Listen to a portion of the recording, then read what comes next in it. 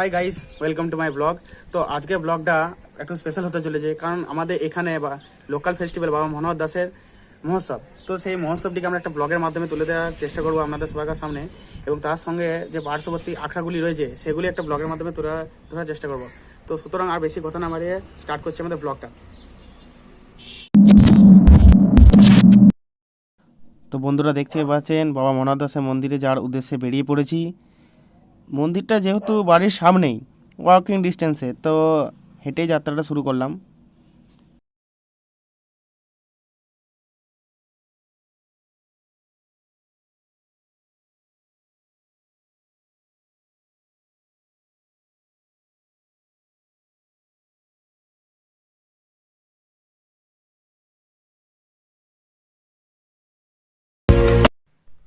তো ফাইনালি বাবা মনোহর দাসের মন্দিরে চলে এলাম।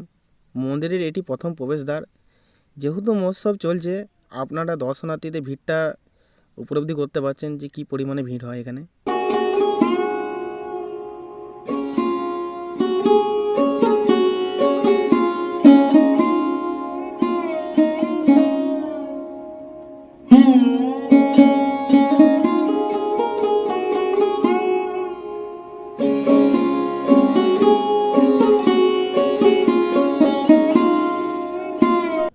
সোনামুখীর বৈষ্ণব প্রাধান্যের চরম উৎকর্ষ সাধক হলেন মনোহর দাস। মনোহর দাস শ্রী চৈতন্য পরিকর শ্রী নিত্যানন্দের সন্তান এবং বীরভদ্রের শিষ্য। তিনি কনৌজের ব্রাহ্মণ, কিন্তু তিনি বৈষ্ণব ধর্মের দীক্ষা নিয়ে বর্ধমানের ভিতর দিয়ে দামোদর নদ পার হয়ে সোনামুখীর মধ্যে দিয়ে পুরীধামে যাবার পথে শ্যামরায়ের মন্দিরে আশ্রয় পান। এই মন্দিরেতে বসেই তিনি জগন্নাথ দেবের দর্শন পান। এখানেই সাধন ভজন করে মহাসাধকে পরিণত হন, এবং তার দেহান্ত হলে তার সমাধির উপরেই গড়ে উঠেছে মন্দির।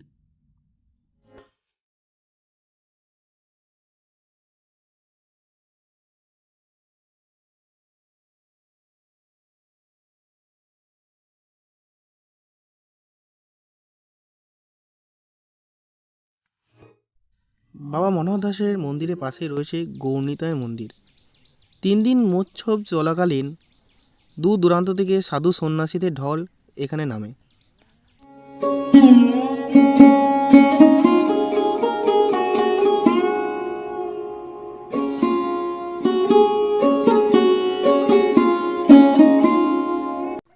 মহোৎসব চলাকালীন 3 দিন ব্যাপী দিবারাত্রি বাউল গানের আসর বসে এখানে।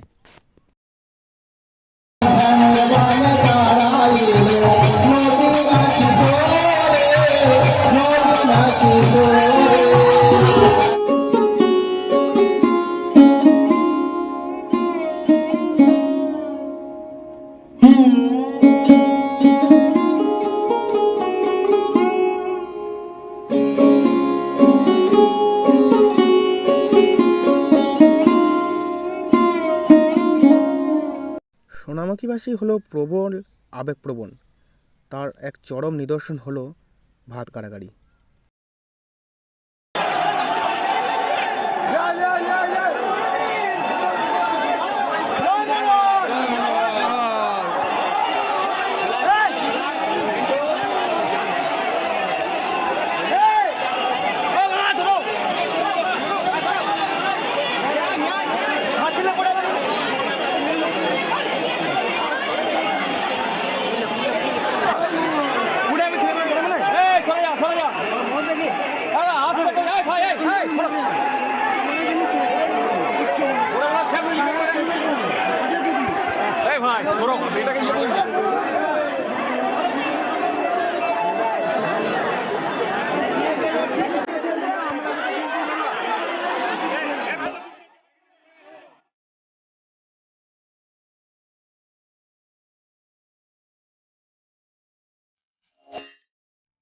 দাসের মন্দির থেকে এবার আমরা সোজা চলে এলাম বলরাম দাসের আখড়াতে।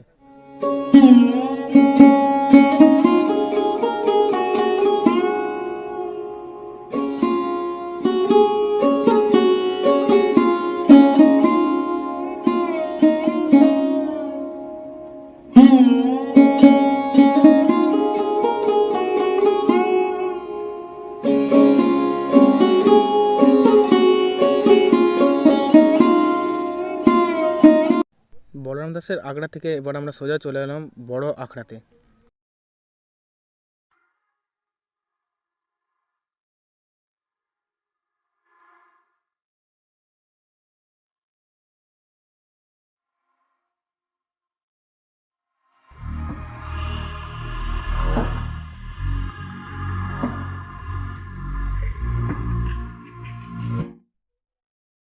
এটি হলো বড় আখড়ার প্রবেশদ্বার।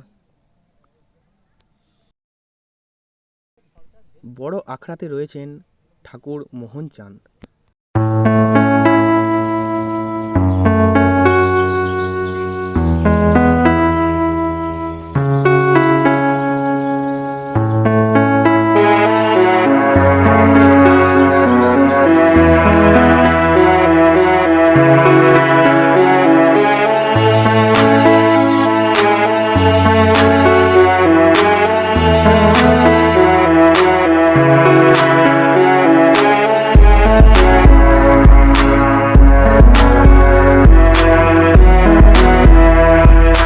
এবার আমরা বড় আখড়া থেকে সোজা চলে এলাম ছোট আখড়া।